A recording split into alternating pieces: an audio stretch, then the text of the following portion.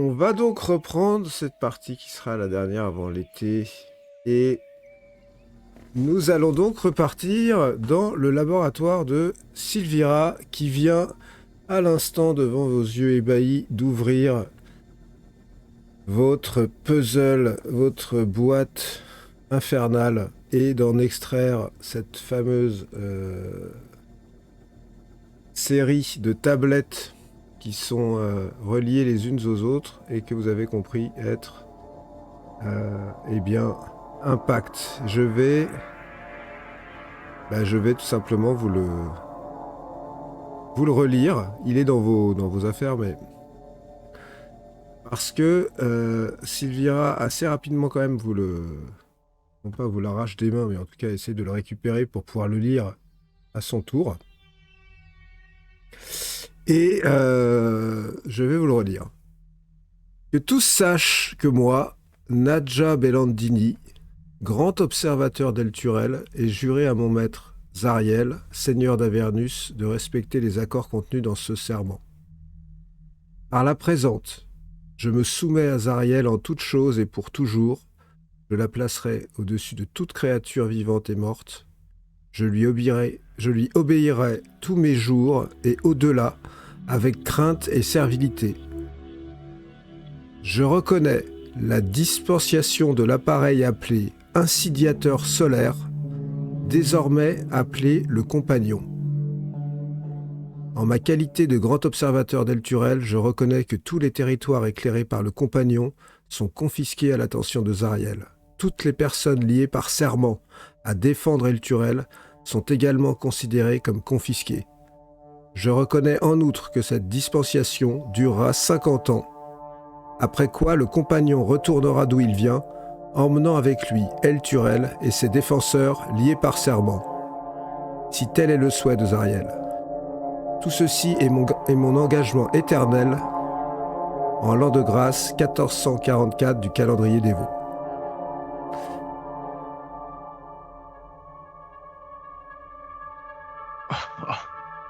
C'est dingue. Wow.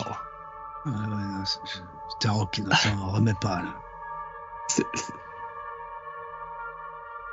Derrière les murs de cette cité en apparence si parfaite se cachait en fait une cité infernale.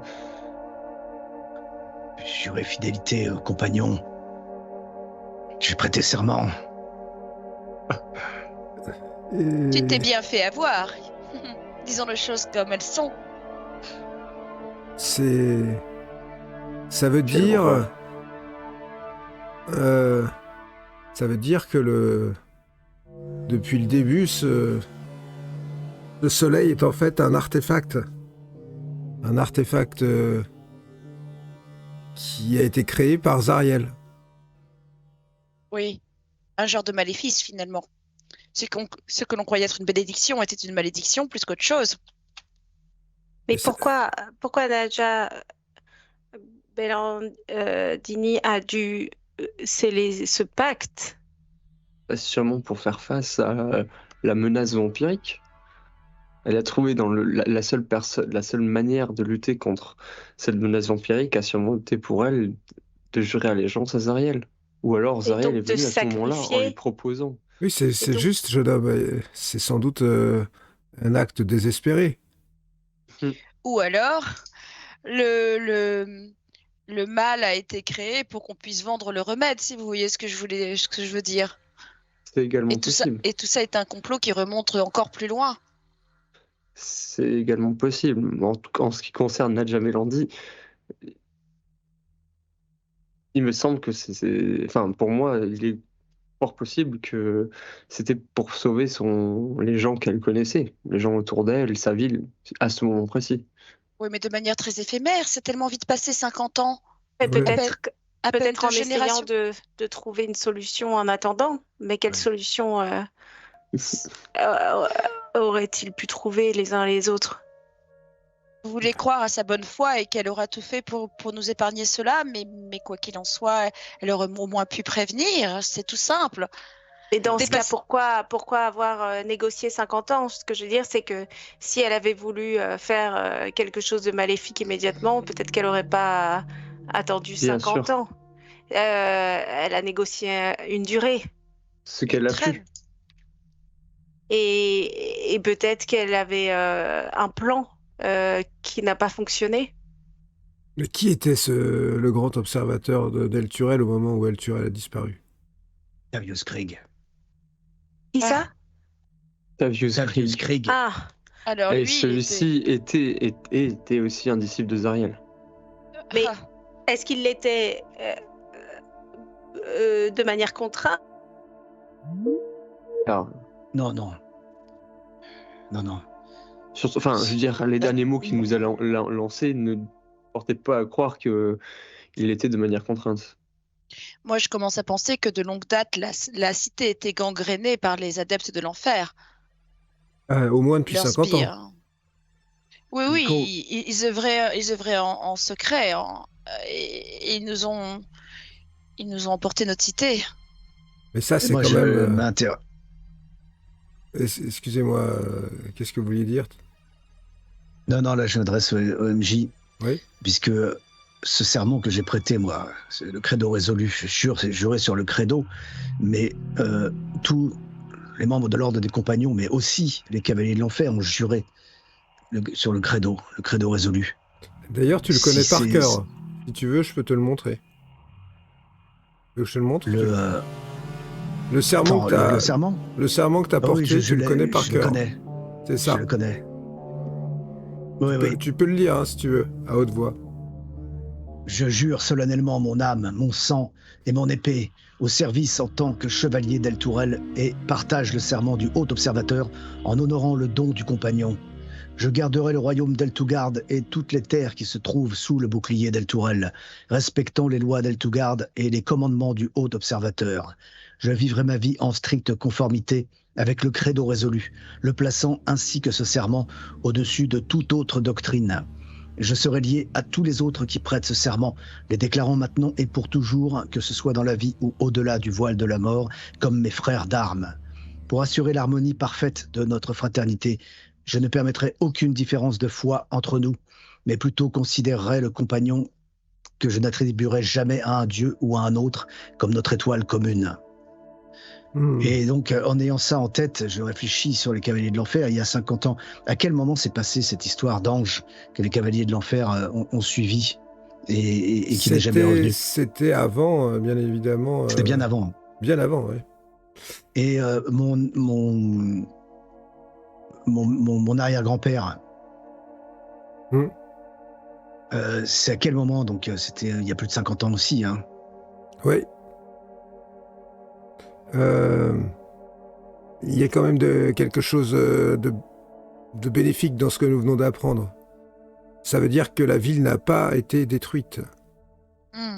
Ça veut dire que la ville est retournée à Avernus. Elle a réclamé la ville entière avec ses habitants qui étaient tous sous la lumière du compagnon et c'est là-bas qu'elle se trouve maintenant. Et ses habitants seraient Aussi. encore en vie? Oui, en Avernus. Et serait-il possible, à votre avis, d'inverser le processus et de ramener la ville à sa place? Ça, je ne sais pas, mais ce qui est certain, c'est que tous ces habitants, tous ceux qui ont prêté serment, tous ceux qui étaient sous la lumière, d'après ce que je dis, sont tenus par ce contrat et il n'y a qu'une seule manière de briser un contrat infernal. C'est d'avoir les deux moitiés du contrat et de les détruire. Mais Tarok, j'y pense. Tu es tenu à ce serment en tant que gardien du compagnon. Toi aussi, tu dois servir Zariel. Mais non. Il est Vous dit avez que... vous avez prêté serment au compagnon? Elle te regarde. Moi, j'ai prêté serment, oui. Et quelle est la nature exacte de ce serment? Vous pouvez me le donner? Je lui récite le credo résolu. Elle écoute très attentivement. Ce que je viens de lire. Mais oui, c'est malin. Vous avez remarqué ce passage où... Bah oui. Où il dit que vous serez tenu d'honorer votre engagement par-delà le voile de la mort. Mais oui, ça m'a bien écorché les oreilles. Et il y a autre chose combien de aussi. temps? Il y a autre chose que je trouve particulièrement retors, c'est que, à moins que je me trompe, Elturel était une ville sainte avec les temples de nombreux dieux des plans célestes. Thorm. Comment expliquer qu'un artefact des enfers puisse cohabiter avec la foi de Thorm, par exemple? Normalement, les prêtres de Thorm, les avoués de Thorm, ceux qui tirent leur magie de ces dieux-là auraient dû avoir des visions et être au courant qu'il se passait quelque chose. Mais regardez ce qui est écrit dans À la fin. ce serment. Ils ont l'air de dire que le compagnon est au-dessus de toutes les religions, qu'il faut prier le compagnon comme si c'était un dieu, une idole. Ce qui veut dire Une étoile commune.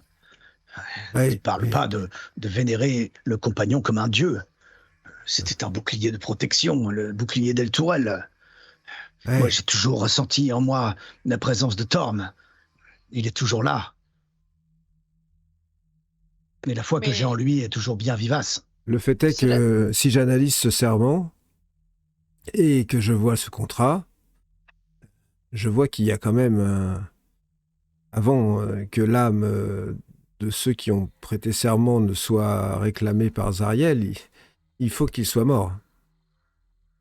Donc c'est à votre mort que vous irez en enfer la servir. Tout comme toutes les personnes qui sont dans la cité actuellement. Imaginons que certaines soient encore en vie, pour l'instant elles sont restées celles qu'elles étaient à l'extérieur.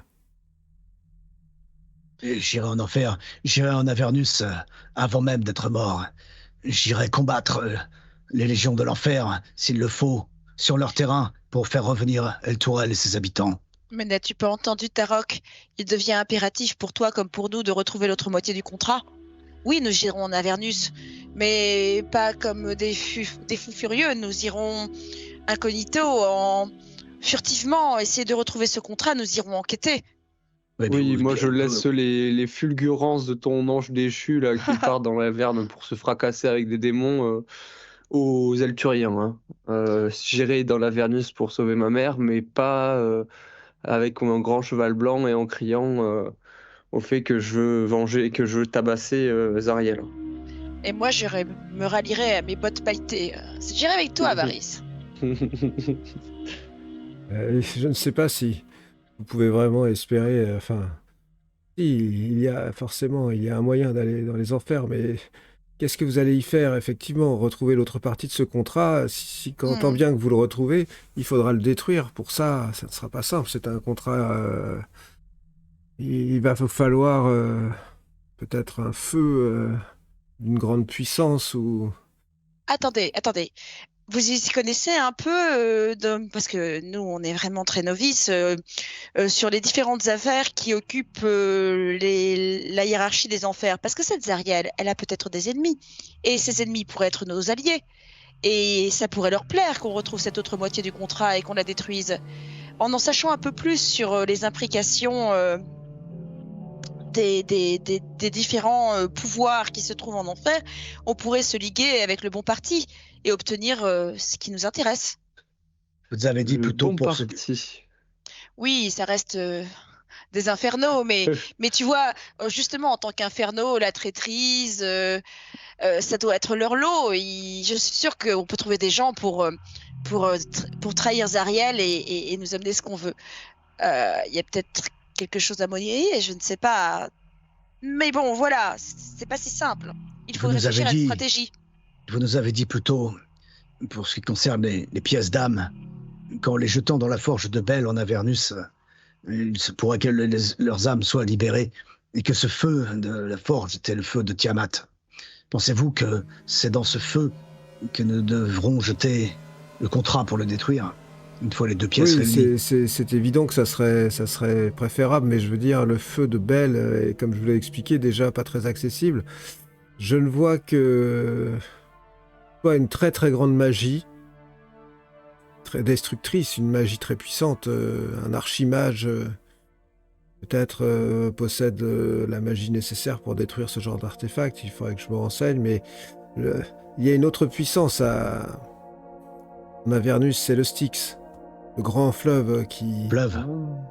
Mais ce fleuve, tenez-vous éloigné de ses rives et surtout, ne tombez pas dans ses eaux. Vous perdriez souvenir de votre vie, de votre identité. Vous seriez comme des nouveau-nés. Il faut surtout pas le toucher, mais il a un pouvoir très grand. Y jeter un objet, par exemple, c'est d'une certaine manière le détruire. Un contrat et ce qu'il contient serait sans doute remis à blanc s'il était jeté dans le Styx. Alors, il faut retrouver les 2 parts du contrat et les jeter dans le Styx. Ça libérerait toutes les personnes qui ont prêté serment et qui ont été sous la lumière du compagnon, ce qui est déjà une bonne étape. Mais est-ce que cela permettrait à la ville de remonter dans ce plan? Aucune idée. Et comment savoir où trouver la 2e partie du contrat? Mais malheureusement, c'est généralement le second contractant qui la garde. Zariel elle-même. Cette boîte devait être en possession des descendants de la grande observatrice. C'est la part du contractant qui était cette femme. Je ne sais pas sur quelle personne vous l'avez trouvée, mais sans doute qu'elle a transité jusqu'à vous par les mains de quelqu'un d'El Turel qui a dû la récupérer après sa mort. Je ne sais pas comment elle est morte, d'ailleurs. Eh bien, cette boîte n'était pas entre les mains de quelqu'un d'El Turel, puisqu'elle était entre les mains de la duchesse Van Tompour. Mais elle l'a récupérée. Mais elle a dû la récupérer de comment s'appelle Tavius Kriegs. Tavius Kriegs, oui, c'était le grand observateur d'El Turel. D'El Turel, c'est lui qui a dû la lui confier. Oui, à mon avis, après le pacte, et c'est un peu l'enquête que j'avais demandé à mon agent de mener, après le pacte, il y a eu un culte de Zariel qui s'est formé dans la ville d'El Turel. Un culte qui devait être au courant de ce grand plan. Et ça fait peut-être 50 ans qu'il préparait ce jour qui est arrivé à la ville. Et ce culte, ça ne m'étonnerait pas s'il a placé un certain nombre de personnes au pouvoir, dont votre grand observateur, Tavius Krieg. Et ça, personne ne l'a vu dans cette cité. Ils étaient trop aveuglés par l'impossibilité et du mal de rentrer entre ces murs, alors qu'il était déjà entre ces murs. Ce qui est presque plus étonnant, c'est que le mal ait réussi à passer aussi inaperçu dans une cité avec autant de gens qui ont la foi. Ça prouve à quel point les diables peuvent être retors. Et je vous dis que j'ai cru comprendre que dans votre ville, il y avait des idoles, enfin, des globes et des représentations du compagnon un peu partout que l'on pouvait invoquer. Eh bien, c'est une manière de détourner la foi des habitants de la ville, de les faire se perdre dans la mauvaise foi, vous voyez? Mais oui, mais j'allais le dire, la foi rend les gens crédules, finalement. On peut leur vendre des vessiers, des lanternes, on peut leur vendre ce qu'on veut. Oui, mais il faut voir le mal tel qu'il est répandu par les diables comme une maladie qui se répand réellement. Quelque chose qui peut se transmettre d'homme en homme et ils ont trouvé à travers cette religion du compagnon, cette foi, ce serment, une manière de détourner les cœurs des foi pures, en fait. Sinon, les prêtres de Thor m'auraient sans doute envoyé des visions pour prévenir leurs adeptes. Là, ça s'est passé et personne n'a rien fait. C'est bien fait, Bernet. Personne ne l'a vu. Non. C'est vrai que, vu le côté éblouissant du compagnon, on ne peut que y voir toute l'ironie de la chose. On s'est bien fait aveugler par tout cela. C'est-à-dire que le compagnon était une manière camouflée de faire prier tous ces paladins, tous ces prêtres, de les faire se consacrer consacrer toute leur énergie spirituelle à un objet venu des enfers. Oui, et il n'est pas impossible que certains d'entre eux aient même utilisé leur magie en passant par le pouvoir du compagnon plutôt que par celui de leur dieu sans même s'en rendre compte. C'est énorme. C'est vraiment très très malin. Ouais, j'avoue que je suis désolé, Tarok, mais même si je trouve ça horrible, j'ai une part de moi qui est quand même assez admiratif devant une telle ingéniosité. La beauté du diable, Tarok. Non, non, c'est incroyable. Oui, mais Je malheureusement... tombe de haut. Mais juste- que se passe-t-il, Tarok, si tu meurs, tu pars pour... enfin, que va-t-il se passer? Là, il y a une voix là, qui parle dans ta tête, Sariel, qui fait « Je sais ce qui va se passer !» Personne ne l'a entendu, bien sûr. En fait, tu me demandes ça. J'hoche la tête. Que va-t-il se passer maintenant que ce pacte te lie? J'ai le visage complètement fermé, en fait, à l'intérieur de moi. C'est tout un pan. C'est presque même toute mon existence, le sens de mon existence qui s'effondre. Donc je suis fermé, presque je ne vous écoute plus parce que j'envisage, j'appréhende toutes les conséquences et je suis profondément perturbé là. À demi-mot, je souffle à Fistule, à l'heure ma crapule. Précise-moi un peu ce qui va se passer. Eh ben, il va se retrouver en grosse limace dégoulinante comme toutes celles que je connais, qui débarquent de votre plan, grouillant, et qui débarquent en Avernus. Et après, il fera moi son malin, et il faudra qu'il gagne ses galons pour devenir aussi beau que moi. Ah, si beau que toi. Il a du chemin à faire pour ça, ça va de soi. Bref, si je comprends bien, il va démarrer au niveau 0 de la hiérarchie infernale, dans la fange. J'essaie de communiquer en pensée avec le bouclier, très intérieurement. Tu vois. D'accord. Pourquoi ne m'as-tu pas prévenu de ça? Parce que je n'étais pas au courant, ça te semble une bonne réponse? Mais maintenant que je le suis, je réitère ma proposition. Je pense réellement que je peux t'aider. Une fois sur place, encore faut-il que tu m'emmènes avec toi si tu vas en Avernus.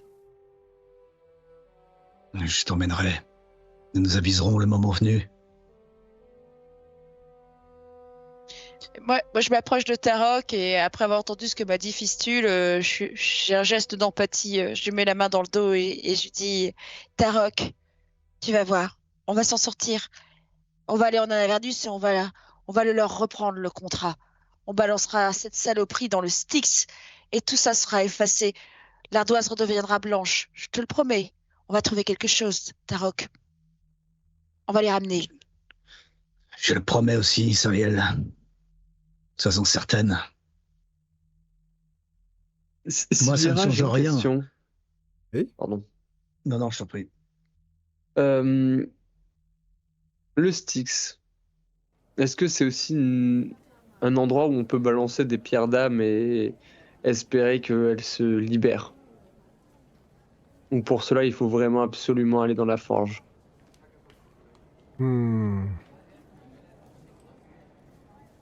J'ai peur que une pièce d'âme lancée dans le Styx devienne un bout de métal qui s'enfonce dans ses os et que l'esprit de la personne qui est contenue se dissolve et disparaisse comme tout le reste. Ouais. C'est un cours d'eau mystique qui efface tout. Ouais. Et d'ailleurs, il y a énormément d'armées, que ce soit de démons ou de diables, qui se déciment en se projetant dans les eaux, des batailles navales incroyables se terminent dans l'oubli. Mais pour répondre à votre question, Tarok, c'est ça? Oui. Vous vous interrogez sur le fait que vous avez peut-être prêté ce serment et peut-être... Ce qui est assez clair dans ce que j'ai lu, c'est que si jamais vous mourrez, votre âme appartient à Zariel, donc elle fera en sorte que vous continuiez à vivre dans ses troupes. En réalité, il y a une logique derrière tout ça. Ce n'est pas juste le fait de rapatrier toute la ville d'Elturel en Avernus qui l'intéresse. Ce n'est pas un méfait gratuit, d'une certaine manière. Vous avez entendu parler de la guerre de sang. Elle veut grossir son armée. Mais bien sûr, imaginez, tout d'un coup, elle va récupérer l'intégralité des habitants d'une ville dans ses troupes. Zariel est une soldate, c'est une combattante. Elle veut écraser les hordes de démons qui s'abattent sur Avernus depuis des éons. Plus elle a de combattants, c'est tout ce qui l'intéresse. Donc à mon avis, si elle a demandé aux chevaliers en particulier de prêter serment, c'est qu'elle veut faire d'eux ses généraux ou ses hommes d'armes. Il y a de fortes chances, mon ami, que vous continuez à combattre dans les rangs des diables pour l'éternité ou jusqu'à votre mort définitive dans les plaines d'Avernus. Je ne peux pas croire que Torm m'a abandonné. Vous voulez dire que les pouvoirs qui me sont donnés par Torm, quand j'invoque son nom pour guérir de mes mains, ce genre de choses, ce sont en fait des pouvoirs qui me viennent du compagnon? Non. S'il fonctionne encore alors que le compagnon n'est plus là, c'est que c'est votre foi qui les fait exister. Et même si vous alliez en Avernus, il y aurait sans doute des difficultés à entendre votre Dieu, mais c'est votre foi qui compte. Non, je pense que le compagnon, au-delà d'avoir influencé les dévots les plus importants, a surtout corrompu les gens qui avaient une foi plus faible et qui n'avaient pas de foi et qui se sont mis à croire en cette puissance venue des enfers. Mais vous, si vous êtes encore capable d'invoquer votre Dieu ou de pratiquer vos rituels, c'est que votre Dieu est derrière vous. Ma foi en Torm est inaliénable, incorruptible. Je sais qu'il est là, qu'il est avec moi, qu'il est avec nous pour ce combat, qu'il nous suivra jusqu'au bout et au-delà. Écoutez, et c'est là que vous entendez les porteurs du Seigneur caché descendront en enfer et libéreront la ville enchaînée de l'emprise de la Dame de Lumière brisée. Ah, vous avez entendu? Encore une prophétie d'Alonso. Et pour le coup, vous trouvez pas qu'elle semble nous parler directement? Elle s'adresse en tout cas, Libérons la ville enchaînée.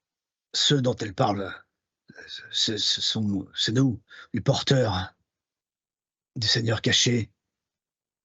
Mais libérerons El Tourelle de l'emprise de la Dame de Lumière brisée. La Dame de Lumière brisée, si l'ange qui était descendu avec les cavaliers de l'enfer, si elle était devenue Zariel. Qu'en pensez-vous? Sylvera, qu'est-ce que vous en pensez? C'est vous l'experte? J'ai vu sur l'écorce d'un arbre blanc qui fait des prédictions de cette manière, cette figure d'un ange enchaîné, entouré avec une épée de feu. Ça serait... Nous avons revu cet ange sous la forme d'une statue dans un temple de Zariel sous Baldur's Gate. Ce serait cette même figure, cet ange qui a emmené les cavaliers de l'enfer pour combattre les légions. Serait-elle devenue Zariel? Était-elle cet ange? Serait-elle devenue ce qu'elle est aujourd'hui? Les anges déchus ont toujours existé. On dit qu'Asmodée est l'un d'eux. On dit que c'est lui qui, d'une certaine manière... Certains théoriciens des enfers racontent qu'Asmodée, le prince des enfers, était un ange qui a été envoyé pour abattre les diables et que, après avoir passé un certain temps là-bas, il a réalisé que les diables étaient en fait les seuls à préserver l'humanité et même le plan céleste du fléau des démons. Et il en est devenu leur maître. Le maître des Le, démons. le maître des diables, Asmodée, Maître des diables. le maître des 9 enfers de Baator. Celui qui préside dans le premier cercle, tout en bas des enfers. Il aurait été peut-être lui-même un ange, mais ça ne s'était pas reproduit depuis des éons. Hein. Cette histoire des Hellstriders est assez contemporaine, enfin, si l'on prend la mesure du temps différemment, je veux dire, c'est il y a quelques centaines d'années. Zariel, Donc Zariel. cette archidiablesse est-elle, je ne sais pas. Il n'y a pas, à ma connaissance, de livre qui pourrait révéler l'identité exacte de l'ange qui a mené cette charge. Je pourrais partir de ces recherches-là, mais je n'ai jamais trouvé de livre qui relate cette identité. En fait, tous ces chevaliers sont partis, ils ont suivi cette présence divine sans poser de questions. Elle est apparue soudainement, elle les a convaincus de la suivre, elle est partie se battre, elle n'est jamais revenue. Les seuls récits qui sont remontés, c'est son sacrifice. Mais personne ne sait vraiment ce qui a pu se passer ensuite. Vous n'avez pas trouvé de livre, mais on nous a dit, le jeune novice qui nous a accompagnés, nous a dit qu'il y avait des bibliothèques interdites, des endroits où certains recueils très spéciaux, justement, qui pourraient parler des enfers, étaient conservés. Est-ce que vous y avez accès ? Oui. Si de tels recueils concernant mon domaine d'études existaient, je le saurais. Il y a des choses interdites, dangereuses dans ces sous-sols. Mais rien qui pourra nous aider. Moi, tout ce que je pense être faisable, c'est d'abord que vous vous posiez vraiment la question, est-ce que vous comptez ou pas vous lancer dans cette quête ? Car, évidemment, et encore plus avec la prophétie d'Alonso que je viens d'entendre, sachant que vous portez ce bouclier, il y a en ce moment une phase peut-être prophétique dans notre histoire qui est en train de se jouer. Évidemment, quelqu'un va devoir jouer sa carte dans cette histoire, mais aller en Avernus, c'est un aller simple, je vous préviens. Je sais comment faire, j'ai un ami, un mage, Traxigor. Je peux vous envoyer jusqu'à lui. Il connaît le sort qui permettrait d'ouvrir une porte, un portail qui vous amène là-bas. Encore faudrait-il sans doute certaines composantes, je ne sais pas, c'est lui qui maîtrise ce genre de sort. Mais une fois que vous serez là-bas, vous serez seul. Je touche machinalement mon médaillon, le médaillon de Grumshar, forgé dans les flammes d'Avernus, béni par un prêtre de Torm, transmis par mon père. Je me dis ça en ma tête, hein, je ne le dis à personne. Je touche mon protection, mon médaillon. Je sais qu'il m'offre la protection divine de Torm. Et j'ai une confiance et une foi inébranlable. Donc, oui, nous irons et ferons ce qu'il faut pour mettre un terme au règne de Zariel. Mais pourquoi vous dites que c'est un aller simple ? D'autres sont revenus avant nous ? D'abord, ils sont peu nombreux. Leur nom s'étale dans les livres d'histoire. Ils sont peu nombreux, mais surtout, ce n'est pas impossible, puisqu'on peut y aller, on peut en revenir. Mais ce que je veux dire, c'est que vous êtes à Candlekeep. Je peux vous envoyer voir un mage puissant, comme il en existe à Candlekeep. Mais lorsque vous serez en Avernus, si vous devez retrouver ce type de personne, avec de tels pouvoirs, ce sera à vous de le faire. Mais vous ne serez plus à Candlekeep, vous serez en Avernus.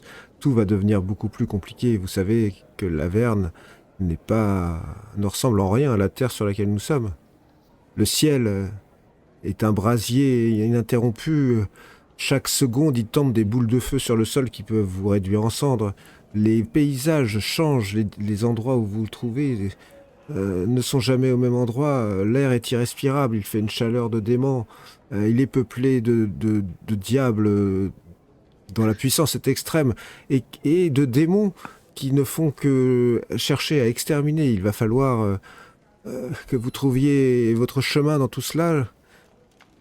Nous verrons cela le moment venu, Oh, mais vous n'êtes Sylvia. certainement pas sans savoir ou connaître l'existence d'artefacts qui permettent de, non pas de faciliter, mais au moins de rendre moins dur la possibilité d'évoluer en Avernus. Je ne sais quelle magie ou artefact. Auriez-vous un guide? Connaissez-vous quelqu'un d'autre qui serait revenu? Votre ami Traxigor, peut-être, pourra-t-il nous confier quelques Oui. protections. Il est possible que Traxigor connaisse un guide, oui. Et Un guide. et, Ah. et peut-être des livres, des cartes. Il n'y a pas de Des carte artefacts. Avernus. Des artefacts, quelque chose qui nous protège des trop fortes chaleurs, qui nous protège, je ne sais pas, ça doit bien exister. Je me vois déjà dans les livres d'histoire. Varys et Oriana, les jumeaux de Baldur's Gate, qui sont allés à l'Avernus pour libérer leur mère et sont revenus. Ah, j'aime bien cette histoire. Moi aussi, j'aime Oui, bien enfin. cette histoire. La prophétie d'Alonso parle des porteurs du bouclier du Seigneur caché. Je ne crois pas qu'il parle encore d'un frère et d'une sœur retourner chercher leur mère. Mais Oui, pourquoi pas mais Tarok, tu sais toujours que les histoires regardent les personnages les plus hauts en couleur et les plus magnifiques. Bien sûr, il y aura peut-être ton nom écrit en bas sur un côté, mais ce que les gens retiendront dans l'histoire, c'est nous. Mais je vous trouve bien hâtifs à fanfaronner, vous deux. Mais vous voyez pas l'épreuve insensée qui nous attend? Oui, on voit l'épreuve insensée, bah mais si, on mais- craint pas la chaleur. Ouais, moi, je Ah, vois surtout voilà, la oui, c'est fin. vrai, excusez-moi, je comprends mieux. Quand on en est à chercher des artefacts, vous avancez presque en terrain conquis. Ça va de soi. En terrain conquis, peut-être pas, mais... En tout Hmm. cas, Non, avec des moi, je suis jamais facilités. allée et je sais pas, je ne connais que des choses qui ont été dites. Alors, du coup, c'est pour À ça. ce propos, Enfin, sachez quand même, vous deux, elle vous regarde tous les deux, que en enfer, au mieux, vous serez considérés comme des bâtards. Je veux dire par les autres créatures infernales. Hein. N'attendez pas un quelconque traitement de faveur de leur part. Ah non, mais on tâcherait de se faire respecter d'une autre manière. J'apprécie ton enthousiasme en tout cas. Ici Varys. aussi, on n'est pas considéré. Hein. Oui, Alors, qu'est-ce que ce sera pire d'être vous n'avez pas tort. bâtard là-bas ou Ici. ici dénigré en permanence? Enfin, vous En tout voyez de quoi cas, on parle. j'espère que Traxigor pourra au moins faire en sorte de vous rapprocher de la ville. La ville. Bah, d'Elturel, si elle est là-bas. Mais lui, est-ce qu'il a est-ce qu'il sait où est Elturel? Bah, non, il y a sans doute des moyens magiques de la localiser. C'est ça. C'est lui qui sait faire ça, hein. Bon, nous allons partir sans tarder voir Traxigor, mais encore une fois, n'avez-vous pas quelque chose qui pourrait nous être utile en Avernus? Malheureusement, le côté pratique, enfin, moi-même n'y étant pas resté très longtemps, effectivement, il est évident que la chaleur est insupportable, que les créatures que vous allez y découvrir sont mortelles, mais que faire pour vous aider? Je n'ai pas d'objet particulier, je ne suis pas une guerrière, je n'ai pas... Ah, si, je peux vous mettre en garde contre quelque chose. Sachez que... En Avernus, tout contact télépathique que vous aurez avec qui que ce soit, entre vous ou par voie magique, peut être intercepté par Asmodée lui-même. Car dans son royaume et les 9 enfers, aucune discussion télépathique ne lui échappe. Et si vous entendez sa voix vous parler, un conseil, évitez d'accepter ses contrats. Par contre, Je crois que malheureusement, vous n'arriverez jamais à rien sans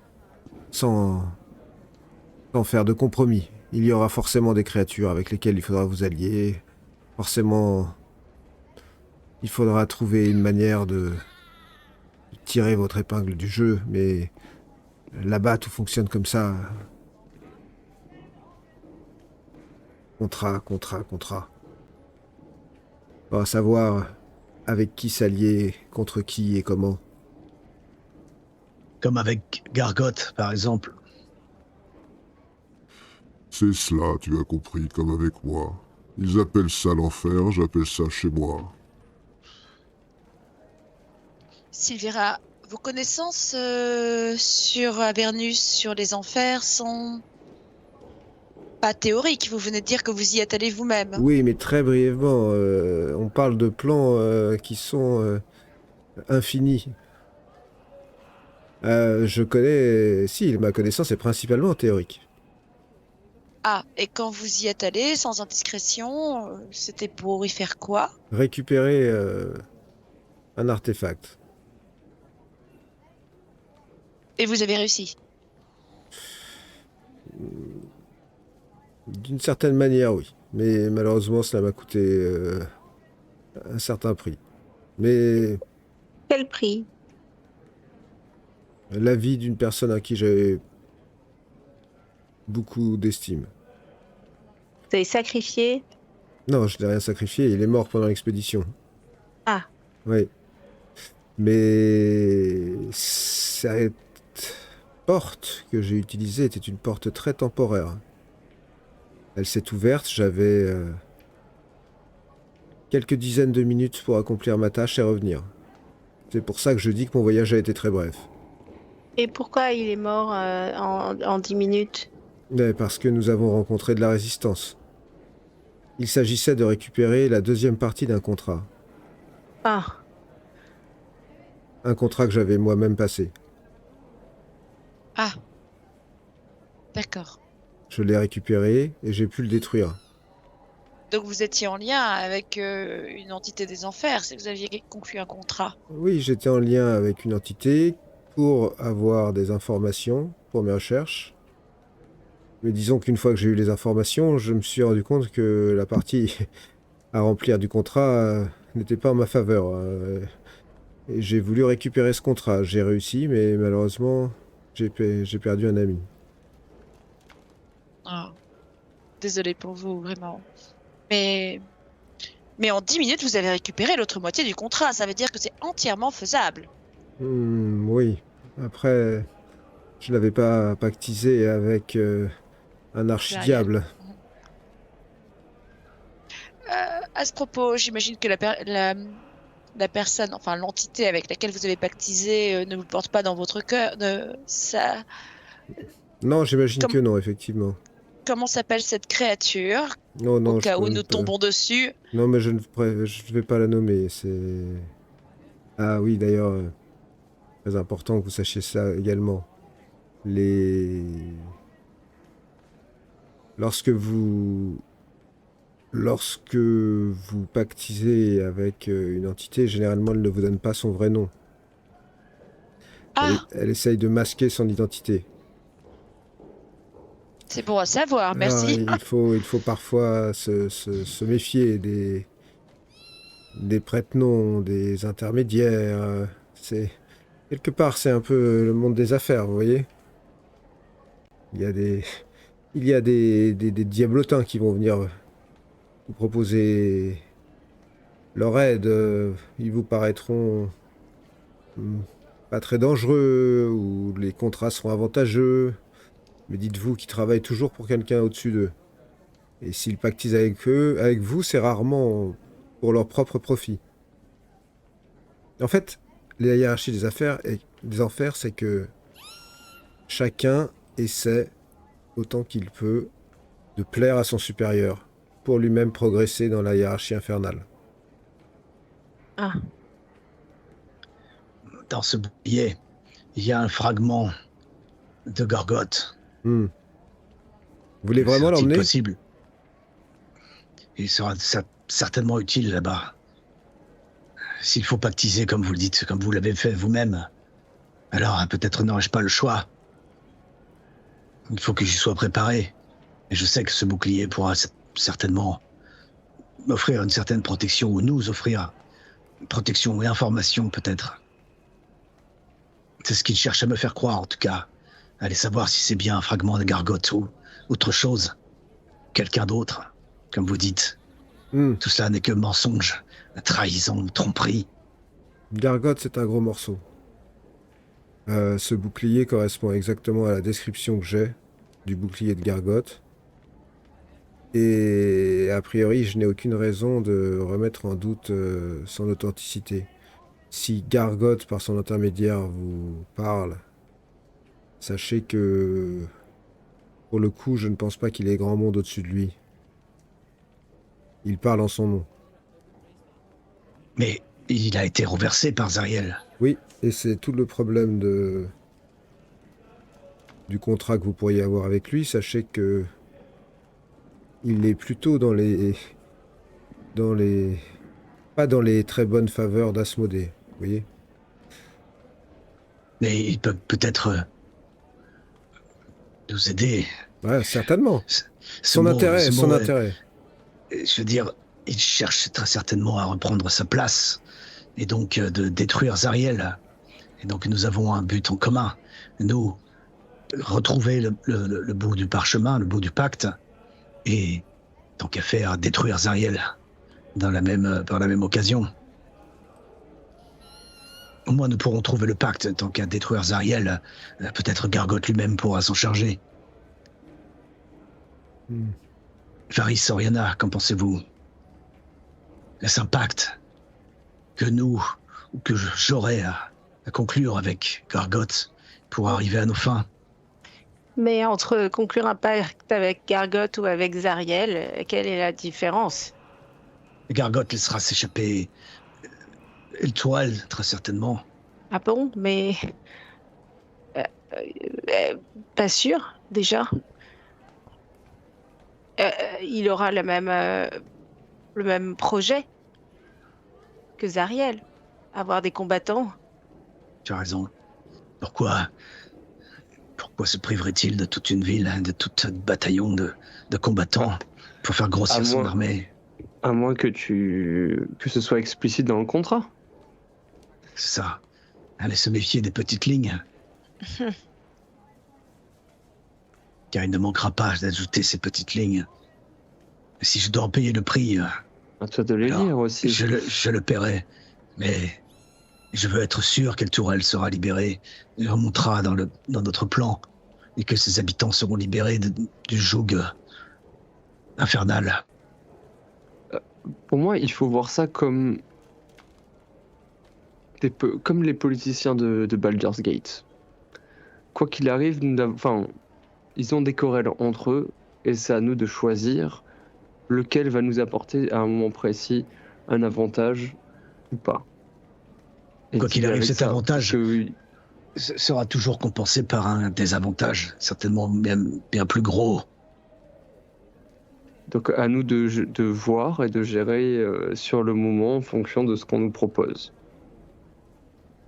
Il est bon en tout cas d'en parler entre nous, car nous aurons très certainement un choix à faire vis-à-vis de Gargote.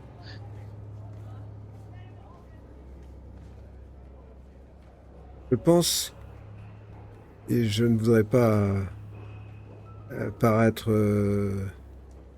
alarmiste, mais je pense que le temps presse. Oui. Si la cité d'Elturel a été attirée dans les enfers, après une attente de 50 ans, ce qui n'est rien pour une archidiablesse, elle ne va sûrement pas traîner avant de transformer tous ses habitants en force pour ses armées.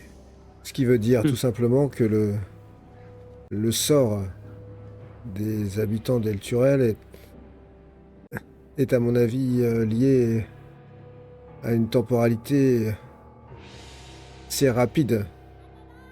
Alors menez-nous vers votre ami le mage Traxigor sur le champ.